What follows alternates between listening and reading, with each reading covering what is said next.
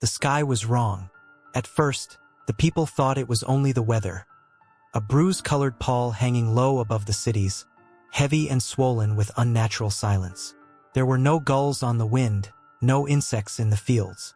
Even the carrion crows that had once gathered near the waste pits had taken flight days before. The air smelled faintly of iron, of wet copper. Farmers swore they saw a dusting of red on the leaves at dawn, as though the forests themselves were bleeding. Children who went out at night woke screaming about voices, whispering at the edge of hearing. A tide of words they could not understand, but felt gnawing at the marrow of their bones. We were taught to ignore omens. The Imperium despises superstition unless it is sanctioned, unless it is carved into the skull of faith by an ecclesiarch's sermon. Yet even the priests grew quiet in those days. Their sermons grew shorter. Their eyes wandered upwards too often. And though the emperor's name was on their lips, their hands shook when they raised the Aquila. The first sign came not from the skies, but from the animals. The livestock stopped eating. Dogs barked endlessly at empty corners.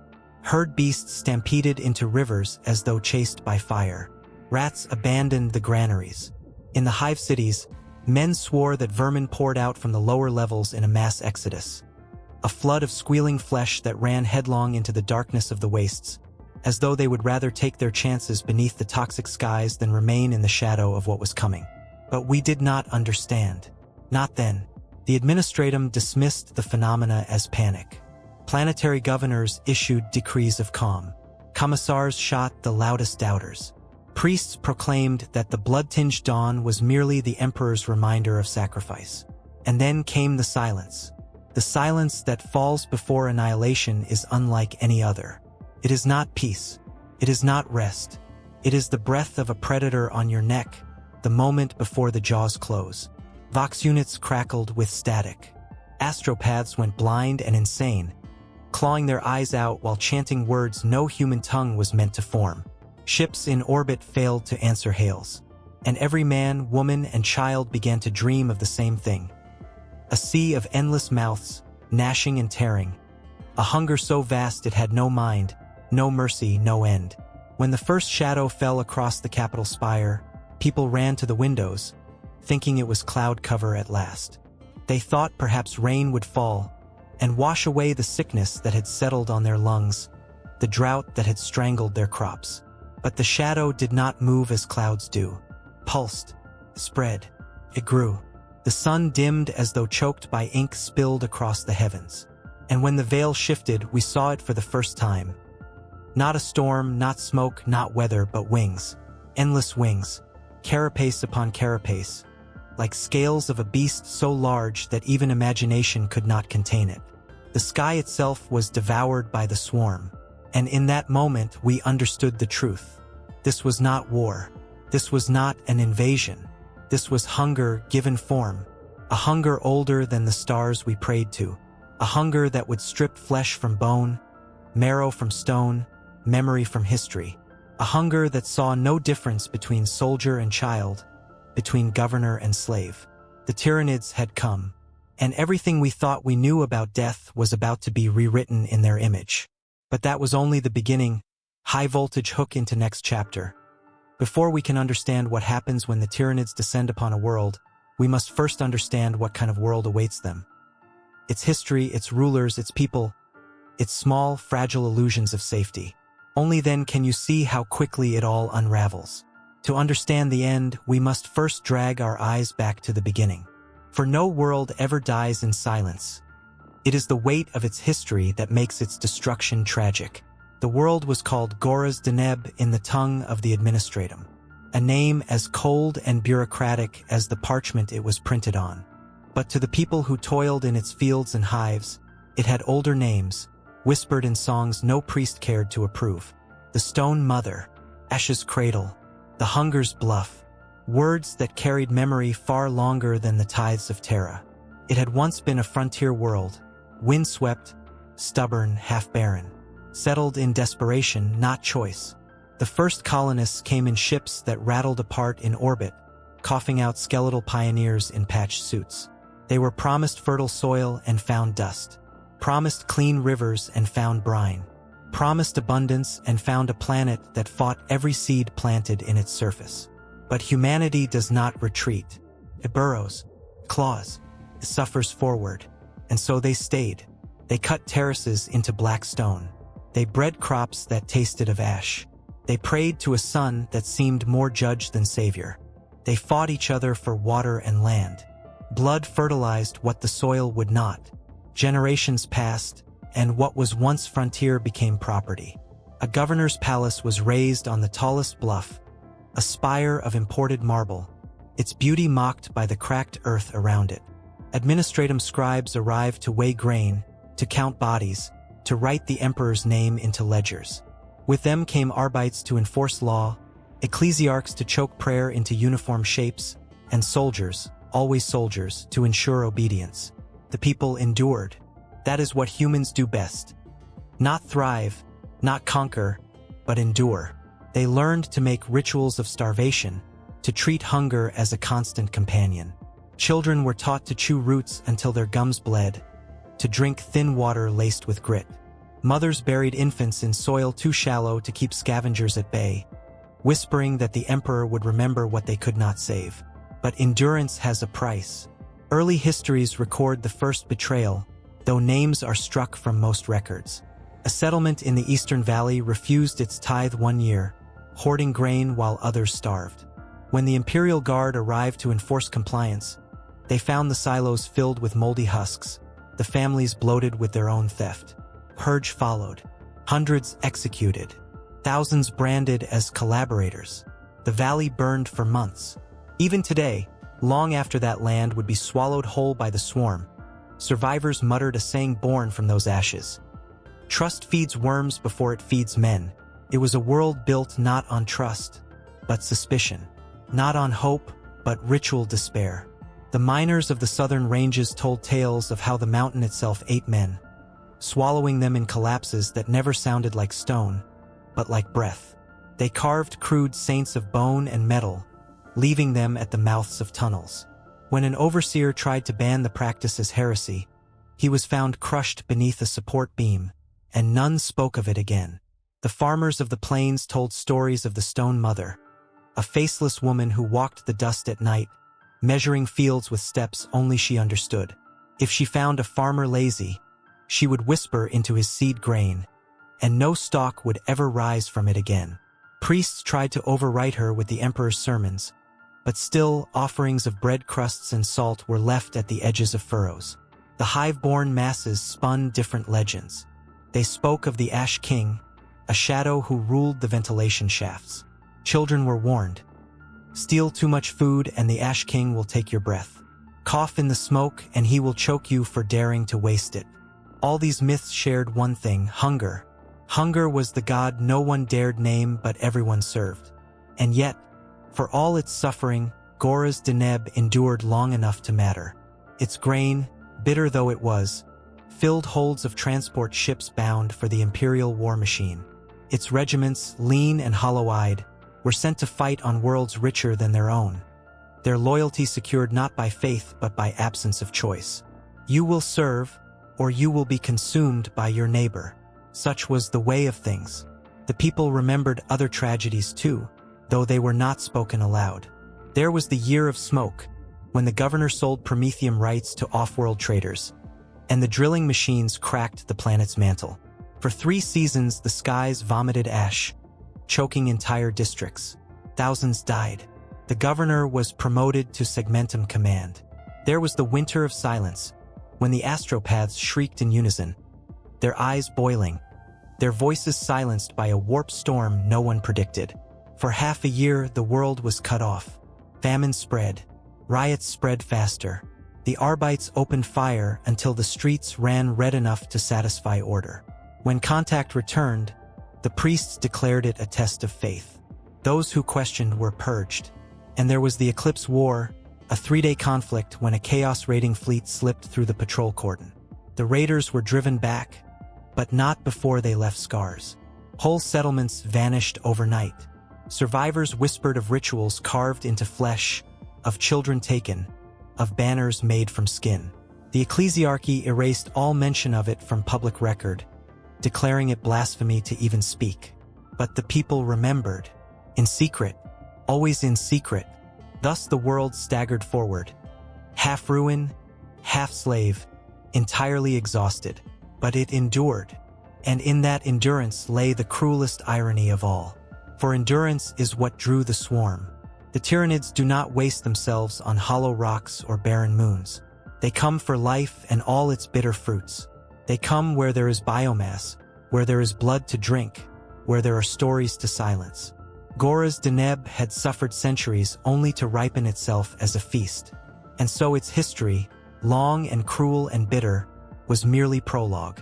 Its myths, its betrayals, its scars, all would soon be devoured, bones cracked clean by a hunger that does not even know the word history. What the people thought eternal was about to be stripped away in days. But before that, life still went on. Life always goes on, even when the abyss waits above. The hives still woke to claxons. The farmers still bent their backs to the stone. The priests still raised their voices, though they shook. The soldiers still drilled. The children still dreamed of futures they would never see. That was the cruelest thing of all, the routine of existence, blind to how close the end had already crept. And so, to understand how it all fell apart, we must look at that final chapter of ordinary life. How we worked, how we prayed, how we starved, how we pretended we were safe. For only then can you feel the knife twist, when safety becomes slaughter. We woke to the sound of claxons. Always claxons, not alarms for invasion or fire, but the endless metallic howl that marked the beginning of labor. To live on Gora's Deneb was to rise and march like a soldier, even if all you wielded was a shovel or a wrench. The air tasted of rust, and the walls sweated condensation, dripping on our foreheads as we pulled ourselves from bunks stacked like coffins. The hive was a machine, and we were its moving parts. In the hive cities, light was a privilege. Most of us lived under buzzing lumen strips that flickered sickly, casting shadows like the bars of a cage. We rose before dawn, though few of us had ever seen a sunrise. We filed into the lift shafts, packed so tightly we could feel the heartbeat of the person beside us. If the lift jammed, and sometimes it did, men suffocated before the doors reopened. The overseers called this attrition. The rest of us called it Tuesday. Food was rationed. Measured by calories the administratum decreed were sufficient for continued labor. A morning meal might be a tin cup of algae broth, slick and green, with a strip of cornstarch bread so dense it bent knives. We chewed slowly, not because it tasted good, but because it kept the hunger quieter for a little while. We worked in manufactoria that roared like thunder. Endless belts clattered with munitions, crates of lost gun parts, the occasional promethium canister. Our lungs filled with soot, with the acrid tang of solvents. Gloves were rare. Burns and scars were common. If you lost a finger to a press, you learned to work with 9. If you lost an arm, you prayed they would give you a replacement augmetic, crude, rusting, barely functional, instead of simply marking you as unproductive and recycling you into the corpse starch. The priests came often, walking between the rows of machines, chanting litanies that drowned out the noise. Work is prayer. Suffering is devotion. Endure, and the emperor endures with you. We whispered the words with them, because not to whisper was dangerous. But in our hearts, we knew the emperor had never breathed this soot, had never swallowed this broth, had never felt the overseer's lash. Still, we spoke the words because to fall silent was to invite a bullet in the back of the skull. That was hive life, endless, grinding, routine. But beyond the hives, in the fields, life was no kinder. The farmers rose before first light. The soil was not soil at all but stone ground to dust, black and sharp as glass. Every planting season, we dragged carts of corpse ash from the pyres, spreading it in thin layers to trick the ground into believing it was fertile. Crops grew twisted, bitter, their roots clinging to life like drowning men. We cut them down with hands blistered raw, our backs bent until the spine screamed. Water was rationed more strictly than food. Each village had a cistern guarded by soldiers. Men and women lined up with clay jars, standing for hours beneath the pitiless sun. Step out of line and the butt of a lost gun put you back. Drink more than your share and you vanished into the night, taken by the arbitrators. We told our children to sip slowly, to wet their lips and let the tongue believe it was quenched. Some listened. Some did not last the summer. Faith rituals bled into every chore. We pressed crude aquilas into the dirt before sowing seed. We traced the sign on our brows before drinking. We cut tiny offerings from our harvest and left them at the edge of the fields, not for the emperor, but for the stone mother of old tales. We pretended it was a game, but in truth it was fear. For when crops failed, overseers demanded to know what sin had been committed. And then there were the mines. The miners lived in blackness so complete they forgot the color of sky. Their world was pickaxe and torch, the echo of stone splitting, the groan of earth above. Every shift, men disappeared, swallowed by collapses, or the gas that seeped from cracks, burning lungs from the inside. We said prayers for them, though none expected the emperor to hear. The mountain heard. The mountain always heard. They carved charms from bone and hung them on their belts, whispering to the faceless saints of the tunnels. Watch me, keep me, let me climb again. The overseers laughed, but kept their distance. For every overseer who mocked the miners' faith, there came a day when the beams above cracked and fell, and no one moved to save them. But whether hive, field, or mine, our lives shared one rhythm: work, hunger, prayer, punishment, repeat. We clung to small joys where we could. A child's laugh in the dormitory before the lights dimmed. A stolen crust of bread shared between lovers. A song hummed in the fields, the melody older than imperial records. These were fragile things, and the Imperium despised fragility. The arbitrators patrolled with shock mauls, dragging away those who smiled too much, for such smiles hinted at sedition. Commissars shot men who spoke of better days. Priests whipped those who questioned why their children starved. And yet we carried on, because to live was the only rebellion left. Every night, when the klaxons finally fell silent, we lay in our bunks and stared into the dark. Hunger gnawed, fear coiled. Some dreamed of food, some dreamed of freedom, some dreamed of nothing at all. And above it all, unseen, the shadow was already falling. But we did not know that yet. We thought the cruelty of the Imperium was the sum of all suffering. We thought the lash and the ration and the hunger were the worst the galaxy could offer. We were wrong. The Imperium had only taught us how to endure misery. The Tyranids would teach us what it meant to be consumed. High voltage hook into next chapter. But routine is never left unbroken. Oppression is not an accident. It is a system, carefully maintained, brutally enforced. And when the machinery of control groaned into motion, it prepared us not for salvation, but for slaughter. If daily life was a wound, then oppression was the salt rubbed into it. The Imperium never trusted endurance alone. It trusted systems. Systems of pain, systems of fear, systems so vast and grinding that no man could see their whole design, only the weight of the gear that crushed him. On Gora's Deneb, the machine of control had many faces. The governor at the summit of the highest spire lived the planetary governor, a man whose name most of us never spoke. Not out of respect, but because names make men human, and he was not human to us. He was a ledger with a pulse. His palace glittered with imported marble. Its walls polished so brightly they reflected the light of a sun most of us had never seen.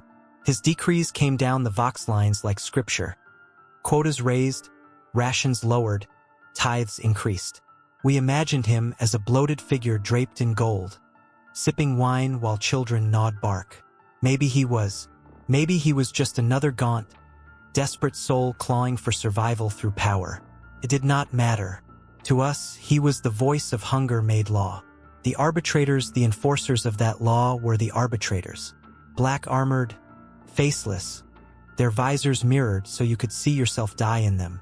They patrolled the hive corridors in squads, shock mauls humming, bolt pistols heavy at their hips. They were not men. They were walls that moved. They did not speak unless to accuse. They did not hesitate unless to kill. If one set his visor on you, you lowered your eyes, even if you had done nothing wrong. Especially if you had done nothing wrong. Their punishments were as random as they were precise. A worker who stumbled from exhaustion might be flogged in front of his fellows. A child caught stealing a crumb might be paraded through the corridors, hands nailed to a board, left to bleed as an example. Every week, the arbitrators dragged bodies to the square. Sometimes guilty, sometimes not. Always necessary, at least that was their creed. The commissars but fear needed a sharper edge, and that edge was the commissariat. Commissars stalked the barracks, their black greatcoats swaying like banners of death. Their eyes were pits of discipline, their pistols always clean, always ready. They preached loyalty not with sermons but with bullets. A regiment drilled in silence. Too weary to sing? The commissar shot the loudest groaner, and the silence became obedience. A farmer hesitated when asked to give his son to the guard levy. The commissar shot the son, and the farmer gave up his second child with tears and trembling hands. A factory overseer failed to meet quota. The commissar shot the overseer, and the replacement worked until his lungs collapsed from soot. There was no appeal, no argument. A commissar's bolt pistol was the gavel of the emperor himself. And if you lived to see the gun fire at another, you were meant to feel grateful. The priests yet even terror requires sanctification. That was the task of the ecclesiarchy. Priests in crimson robes walked the streets, swinging censers that bled incense into the air, choking us with holiness. Their sermons boomed from amplifiers bolted to hive walls. Suffering is faith. Hunger is loyalty. Death is duty. They spoke of the emperor's light, though it never reached our hives. They praised sacrifice, though it was never their blood on the altar. They condemned heresy, though it was hunger, not chaos, that whispered in our bellies. Their rituals turned pain into performance.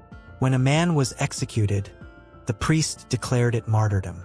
When a village starved, the priest declared it purification. When a mother wailed for her child taken by conscription, the priest declared it the emperor's will. We bowed our heads not because we believed, but because disbelief was a death sentence. The machinery at work together, they formed the machinery. Governor, arbitrator, commissar, priest. A wheel that turned endlessly, grinding flesh into compliance. A grain harvest fell short, the governor raised the tithe. The arbitrators punished the village. The commissar shot the overseer.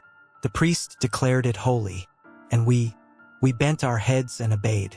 The irony was bitter. The imperium feared rebellion more than starvation, and so it strangled us in the name of survival. But the lash does not grow grain. The bullet does not raise children. The sermon does not fill bellies. Oppression created order, yes, but it created nothing else. And yet, this was life. Normal life. We whispered about it at night, in corners where vox amplifiers could not hear. We shared bitter jokes, because laughter was the last weapon they could not confiscate.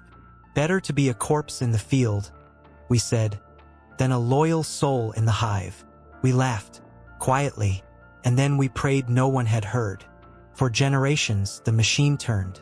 We thought it eternal, but it was brittle, so brittle. For all its power, for all its fear, the machinery of oppression could not imagine what was coming. It had no answer for wings blotting out suns. No decree could lower a swarm's hunger. No bolt pistol could execute a hive fleet. No sermon could sanctify a sky torn open by monsters. And when the first shadow of the Tyranids fell across Gora's Deneb, the machine still ground on. Pistons moving, gears turning, priests chanting, blind to the abyss above. It was then that we understood. The Imperium's cruelty was not strength. It was scaffolding, rotting and weak. The lash that had scarred our backs could not shield our throats when the jaws of the swarm opened. And still, the klaxons wailed for morning labor. Still, the priests demanded prayer. Still, the arbitrators patrolled. Still, the governor scribbled quotas. The machine turned as it always had, but it would not turn much longer.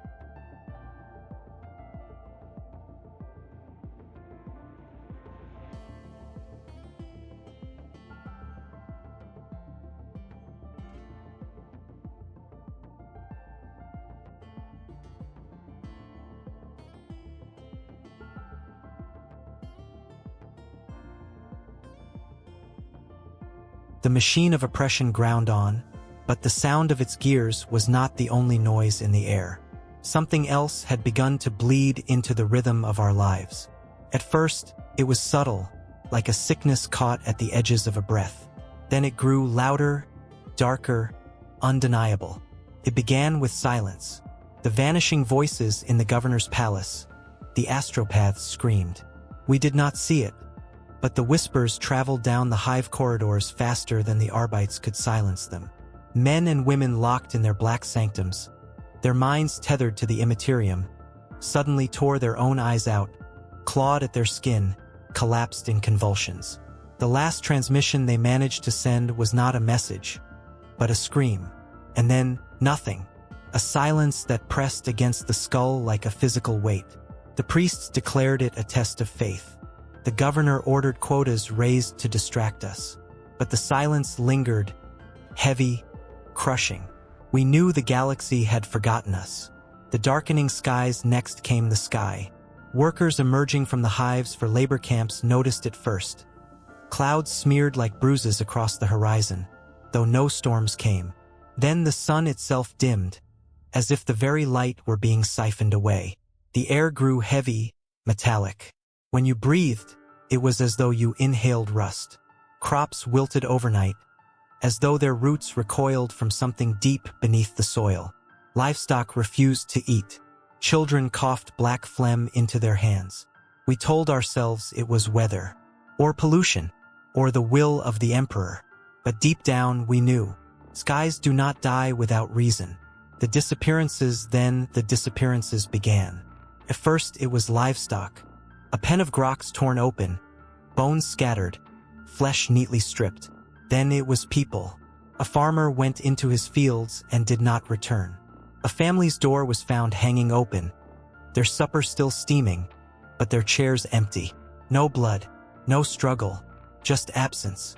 The arbitrators blamed Xeno's raiders. The priests called it punishment for doubt. The commissars lined up workers and shot a few at random for negligence. But all their bullets and all their sermons could not explain the claw marks etched deep into ferrocrete walls, nor the faint clicking sounds echoing in the night. We started to sleep in groups, afraid of the dark. But the dark had already chosen us. The dreams, when it came to us, it came through dreams. Men who had never seen a Tyranid, never heard of them, began to wake screaming. They described vast wings blotting out the stars, rivers of teeth, a chittering chorus that rose like a billion knives scraping stone. Children muttered in their sleep, speaking in tongues older than our world. One girl, barely 5, whispered a phrase over and over. The hunger is coming. The hunger is coming. The hunger is coming. The ecclesiarchy burned her alive at dawn for heresy. Her screams echoed across the hive square. But when night fell, 100 more children began to whisper the same words. The first shadows, and then we saw them. Not the hive fleet, not yet, but the vanguard. A patrol vanished in the ash wastes outside the hive. Another was found crawling back, their bodies flayed open by claws, their tongues torn out. They died before naming their attackers, but their faces were frozen in shapes only terror could carve. The governor sent a detachment of PDF troops into the wastes. Only a single tank returned, its hull scored with acid, its turret half melted. The driver never spoke again. Then came the spore rain. Thick, fleshy pods fell from the skies, steaming when they struck Earth. At first, people thought it was debris from orbit, until one split open and the thing inside crawled out. We did not have a name for it. The Imperium did. They called them Rippers. Small, ravenous creatures, more mouth than body, with serrated spines that tore through armor as easily as cloth. They fell upon the unlucky laborers who had gone to investigate. By the time help arrived, the only thing left was blood-soaked ash and bones polished smooth. The arbitrators ordered the area sealed. The priests declared the creatures demons. The commissars shot the survivors who had seen too much. But it was too late. The swarm had touched soil, and the soil would never be clean again.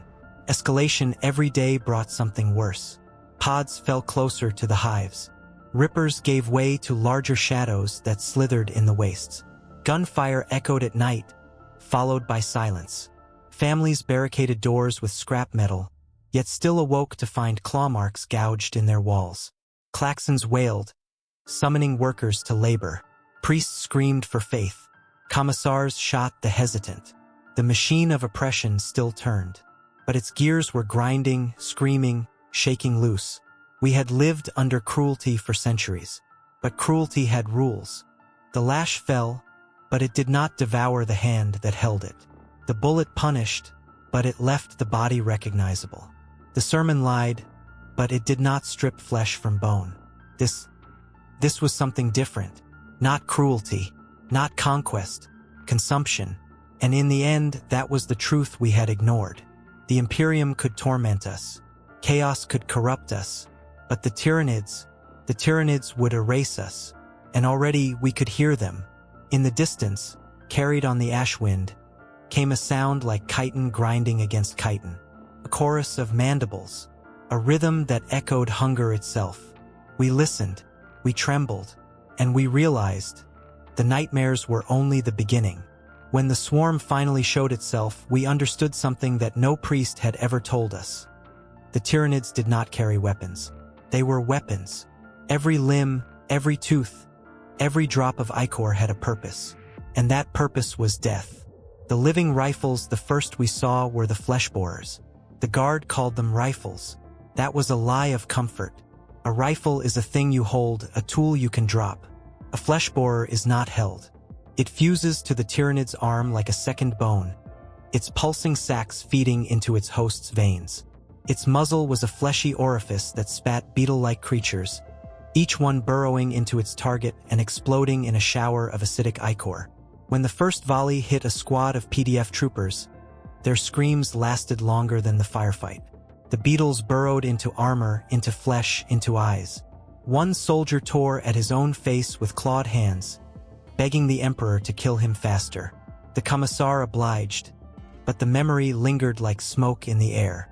We laughed bitterly afterward, not because it was funny, but because the Imperium had always told us the Emperor would protect his faithful. Apparently, he had not considered beetles. The blades of bone, then came the scything talons. We had thought we knew blades.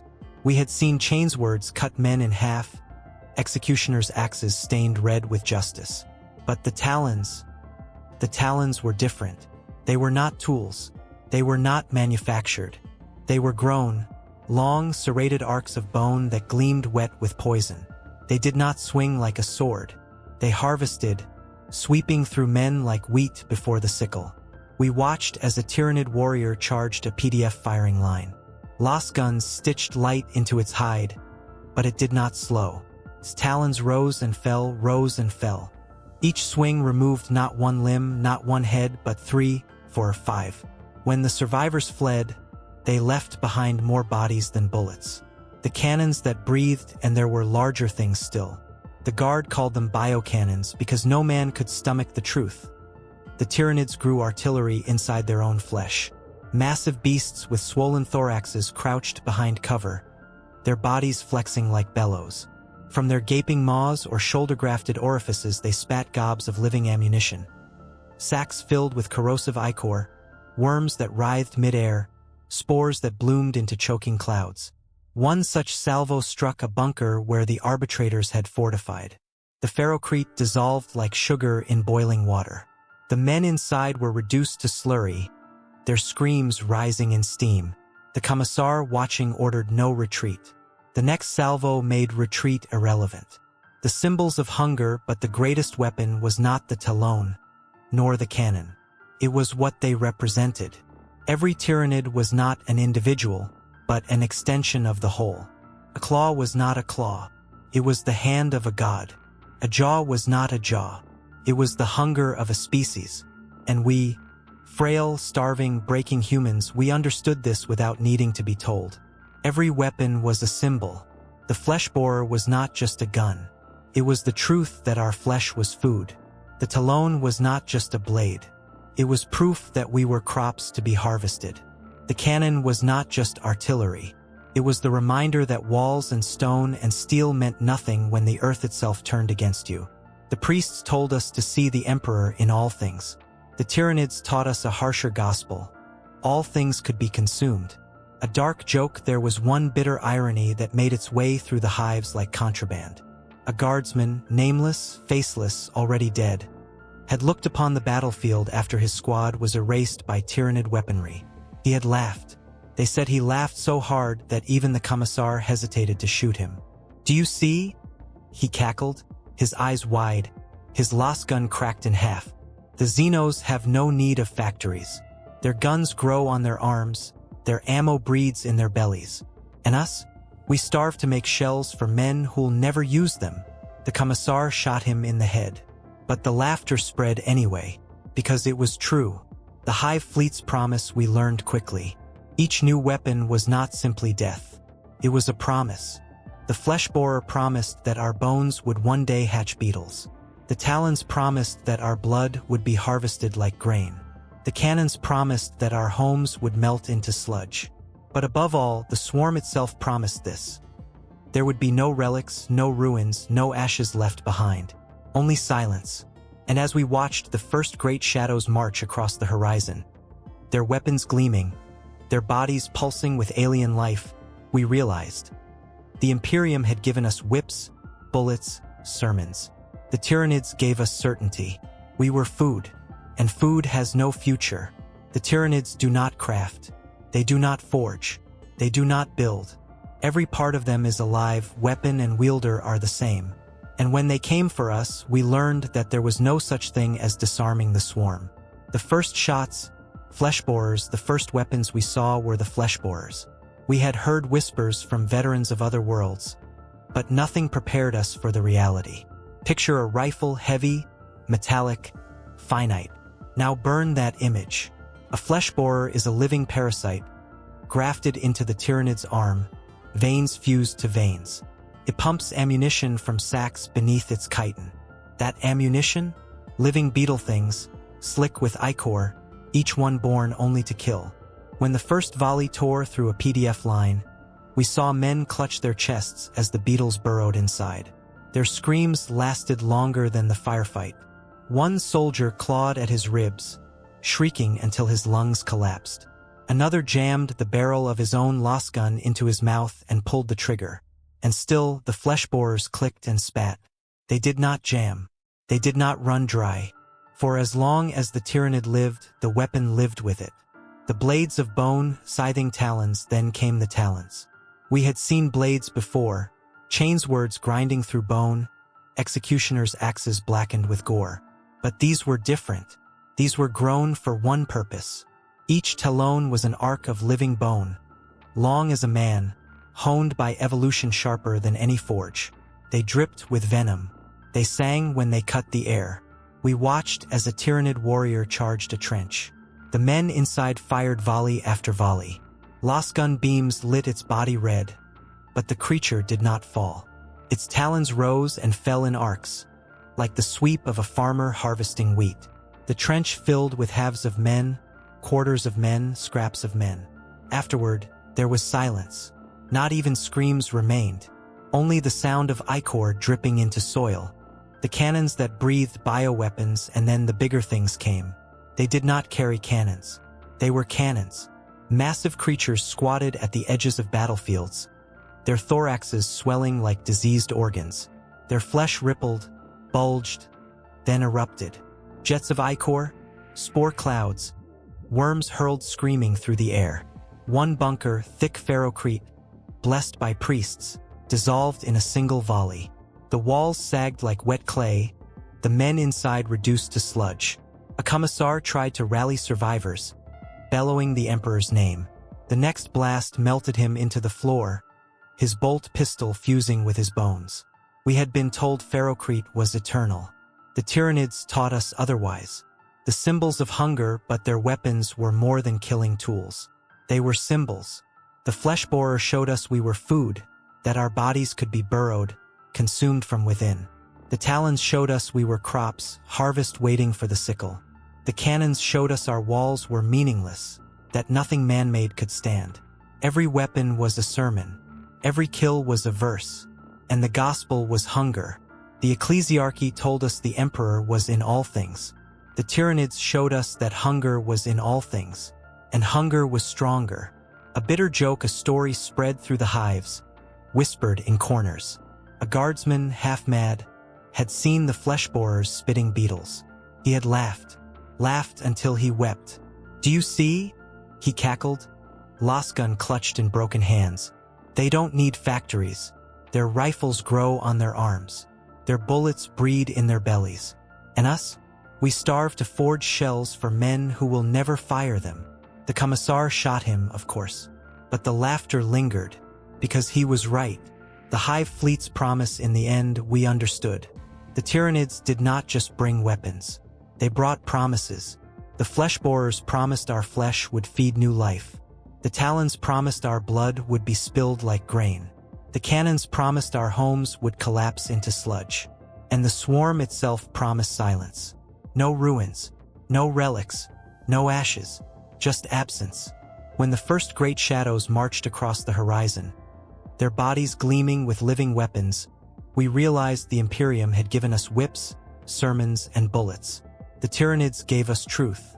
We were food, and food has no future. When the swarm began to press its shadow against our skies, the world did not rally. We fractured. The Imperium had taught us well. Taught us that mercy was weakness, kindness was heresy, and survival came only through obedience. When the Tyranids came, that teaching bore fruit. Bitter fruit. Neighbors and strangers once, we had shared what little we had. A crust of bread hidden beneath a sleeve, a stolen hour of warmth near a recycler vent. But as the shadows grew, suspicion smothered generosity. Neighbors turned on neighbors. A man who once guarded the community well at night was accused of hoarding food. They found no bread in his quarters, only the bones of a rat he had gnawed to nothing. Still, the arbitrators dragged him into the square and shot him for withholding supplies. Mothers hid water from their own kin, giving it only to their youngest, letting the older ones wither. Fathers locked doors against cousins, uncles, brothers. We stopped seeing each other as people. We saw only mouths, and mouths in those days were the enemy. Collaboration, some tried to survive another way. Collaboration. A few whispered to the priests, named their neighbors as heretics, claimed they heard blasphemies in the night. For this, they were rewarded with an extra ration, a seat closer to the heaters, the illusion of safety. Others bent knee to the arbitrators, informing on entire households. The black-armored enforcers needed no proof. A single accusation was enough to see a family dragged away, their screams echoing down the corridors as the cells swallowed them. The collaborators thought this would save them. They were wrong. The Tyranids did not care about informants. Hunger does not keep lists. Small acts, brutal ends, yet not all was cruelty. Some tried to resist it, to remain human. A woman smuggled medicine into the lower hive to ease the coughing of children. The arbitrators caught her. They nailed her hands to the hive wall, left her hanging as an example until the swarm spores claimed her body. A boy shared his ration with a starving guardsman. The commissar shot them both for undermining discipline. A priest, in a rare moment of compassion, blessed a family too poor to offer tithes. He was found the next morning with his tongue removed, his holy book stuffed into his mouth, his corpse swinging from the spire gates. Every kindness was a death sentence. And yet, there were still those who tried, quietly, secretly, because what else was there, if not the refusal to become beasts before the beasts arrived? Resistance, there were whispers of resistance. In the underhives, gangs of desperate men and women armed themselves with scrap blades, stub pistols, stolen lost guns. They carved sigils into walls, crude marks of defiance, of brotherhood. "We will not go quietly," the symbols said. "Better to burn than be eaten." One such group ambushed a Tyranid vanguard beast, a warrior. They lured it into a trap of firebombs, their shouts echoing through the tunnels. The creature burned, shrieking, its carapace cracking. The rebels cheered. The next day, the commissars executed the entire hab block. Every man, woman, and child. The flames that had destroyed the Tyranid were declared heresy. The screams of the innocent drowned out the victory cries of the night before. After that, resistance did not stop. But it became quieter, smaller, reduced to whispers